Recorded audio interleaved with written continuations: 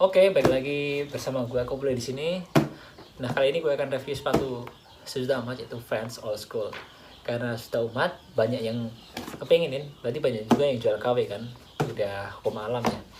Nah, barang KW itu sekarang belum tuh loh dijual murah. Harganya bisa menyamai atau mendekati barang-barang yang dijual barang ori kayak gitu. Nah, takutnya kan kalau udah beli mahal-mahal tapi dapatnya fake kan kasihan. Gue udah pernah ngalamin itu coy. Jadi ikutin tips dari gue jamin 90%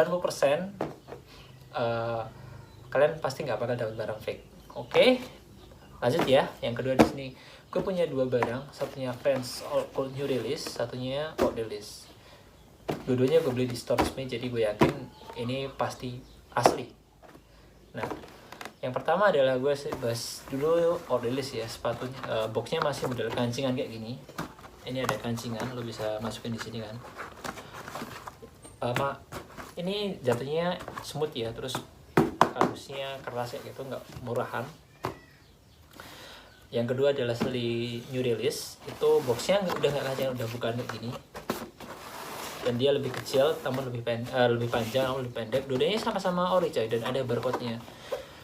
Nggak masalah kanan kiri, cuman lo bisa scan di sini barcode-nya. Itu cara paling gampang. Aplikasinya barcode scanner. Lo bisa dulu di Play Store atau App Store ya. Seperti biasa, lo tinggal scan sepatunya.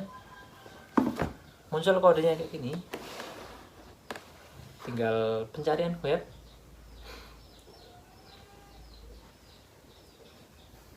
Nah, otomatis di sini udah muncul keterangan sepatu Vans Old School, berarti barcode-nya terdaftar dan ini kemungkinan besar 90% pasti ori. Kenapa 90%? Karena kita lihat dulu sepatunya dalamnya kan. Nah, yang kedua adalah New Release. Sama aja. Nah, di sini ada keterangan gambarnya, terus ada barcode-nya juga. Lo bisa scan juga barcode-nya pakai aplikasi yang tadi sama.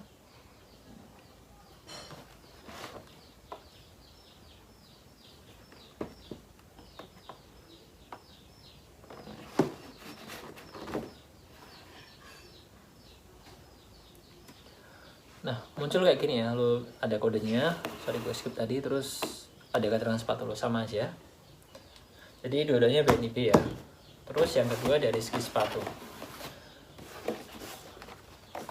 Oh iya, sebelumnya ada kayak selimut ini ya. Selimutnya pun ada logonya Vans, jadi tadi kalau dapat polosan lo mesti waspada. Sepatunya kayak gini. Kalau dari barangnya sama ya sebenarnya antara New Release sama Old Release. Jadi gue bahas salah satu aja, persis barangnya sama. Cuman di sini gue bahas ini.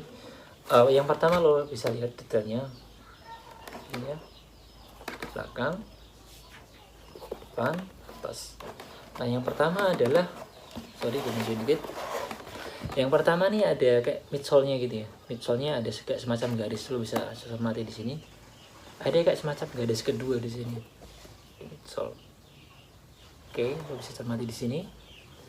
Nah, kalau semisal nggak ada, maksudnya midsole-nya di sini polos, nggak ada garisnya, kemungkinan besar itu fake. Bukan kemungkinan besar sih, itu pasti fake. Sorry.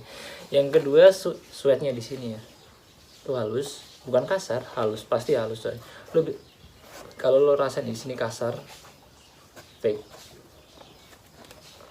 Terus oh iya, kode waffle di sini ada kayak semacam kode EVB atau ICC gitu ya. Itu nama apa, negara buahnya di mana, tapi itu bukan jaminan coy. Kadang gue juga agak geli gitu ya, kenapa sih orang selalu tanya itu kode waffle-nya apa ya, atau made-nya di mana. Itu tuh sebenarnya nggak ngaruh coy.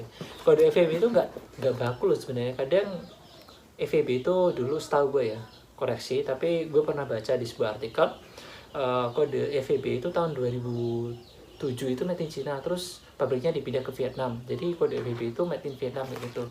Dan lo nggak mungkin bisa kan ngikutin semua itu karena itu tuh berubah-ubah gitu. Jadi kode EVB atau entah itu made in Vietnam atau made in China atau made in Indonesia itu nggak ngaruh sebenarnya.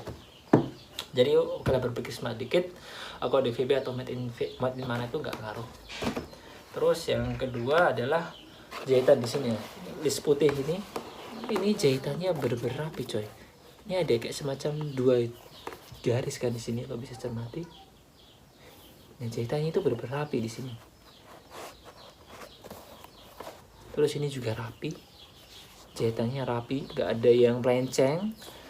Dan list putih ini langsung nyambung ke lubang nomor 1. Lubangnya totalnya ada 8, bukan 7. Nah, terus yang dalamnya ini, dalam lidah sepatunya itu pressnya pun rapi ya, nggak gampang kelupas. Yang kedua adalah karena ini model kayak micol kayak ini ya, lo bisa tekuk kayak gini. Oke. Dan jahitannya dan misolnya nggak terbuka, lemnya nggak terbuka. Kalau misal barangnya fake lo kayak gitu, pasti di sini semacam terbuka sedikit ngelupas atau apa, karena pressnya mereka jelek kayak gitu. Itu cara bedainnya. Terus ini logo fans di belakang atau helmet namanya, itu rapi, jahitannya kayak gini, dia nggak melenceng, dia lurus kayak gini. Ada yang timbul, ada yang nggak timbul. Itu kalau yang timbul itu seri yang lama ya, itu. Nah, gue mau kasih tahu juga di dalamnya ini ada logo fansnya, tapi sekarang barang yang premium pun tampilannya sama sih, jadi bukan jaminan juga. Logo fans di sini itu tebel dan hoof airnya itu kepisah gitu. Bisa kelihatan nggak ya? Kelihatan kan? Nah, tapi kalau dari segi tampilan luar sih, fans itu yang premium sama yang ori itu sebenarnya tampilannya yang mirip-mirip banget sekarang. Yang para pembuat barang itu sebenarnya benar-benar gila, tampilannya mirip banget. Oh iya, satu lagi. Nah, ini ada kayak semacam jahitan di sini. Ini kalau seri ini kan langsung lancip ya, ini lancip. Jadi kalau biasanya yang ada yang mau yang melengkung itu juga bukan jaminan barang fix sebenarnya, karena gue pernah nemuin di situ kan. Gue udah pernah lihat beberapa video review fake sama ori fans ya. Mereka selalu ngatain kalau semisal ini tuh lengkung itu fake. Tapi gue pernah lihat sendiri itu nggak lancip kayak gini, tapi itu fake. Tapi itu ori ya gitu. Tapi jadi ini bukan jaminan. Tapi kemungkinan besar kalau misal lu dapat yang lancip kayak ini ori, tapi kalau misal lu dapat yang nggak lancip, ya itu jadi bahan pertimbangan tapi bukan jaminan ya kayak gitu. Terus